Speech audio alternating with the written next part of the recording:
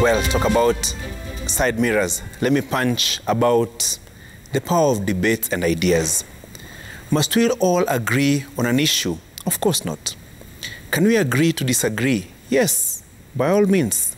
You see, all of us at a very early age are introduced to the world of differing in opinion, and respectively so.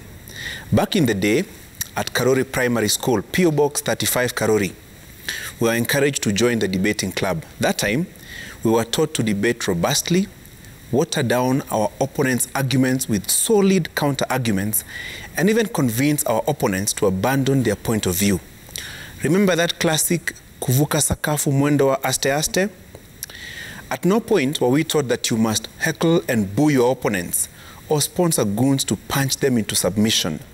I wonder where the current crop of politicians that has mastered the art of violently putting across their points of view went to school.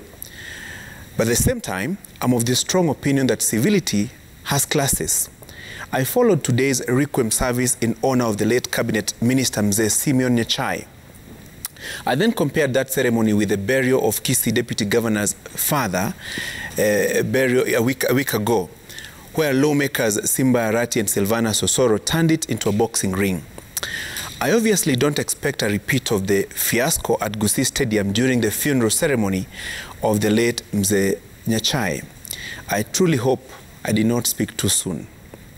Richard Stephen Dreyfuss, an American actor and writer, had some very clever things to say about civility, and in this case, political civility. He says, civility is not saying a negative or harsh things. It is not the absence of critical analysis. It is the manner in which we are sharing this territory of freedom of political discussion. If our discourse is yelled and screamed and interrupted and patronized, that's uncivil. From disrupting funerals with hired goons to members of parliament wrestling from stoning opponents and their supporters to demarcating some areas as strongholds or bedrooms of one political team and another, and a no-go zone for the others, every day our country is normalizing the use of force and intolerance. Let me give you an example. Today, in Baringo County Assembly, debate on the Constitution Amendment Bill 2020, or the BBI bill as is now popularly referred to, had nothing to do with the document's content. It was yet another demonstration of force over reason, and what I would say lack of decorum and civility. Shouldn't discourse in the 47th County Assembly be so intense as MCAs meticulously dissect the bill, article by article, clause by clause, and differing on the merits and demerits of the proposed constitutional amendments?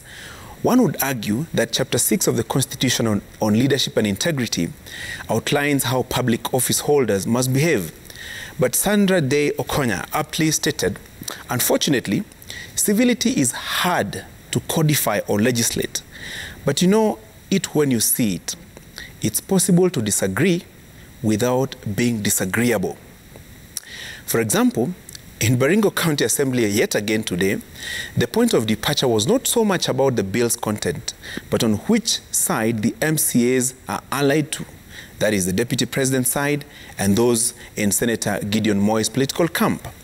So far, 3 county assemblies, Siaya, Kisumu, and Homa Bay, have approved the bill, while Baringo County has contested the outcome, or contested the bill. I hope the remaining 42 county assemblies will elevate the BBI discussion to a discussion about the document and not who has a bigger or better muscle. Allow me to sum this with a quote from the late Father Richard John Newhouse, an American Catholic priest. Genuine tolerance does not mean ignoring differences as if differences made no difference. Genuine tolerance means engaging differences within a bond of civility and respect. Have a respectful and civil week. That's my punchline.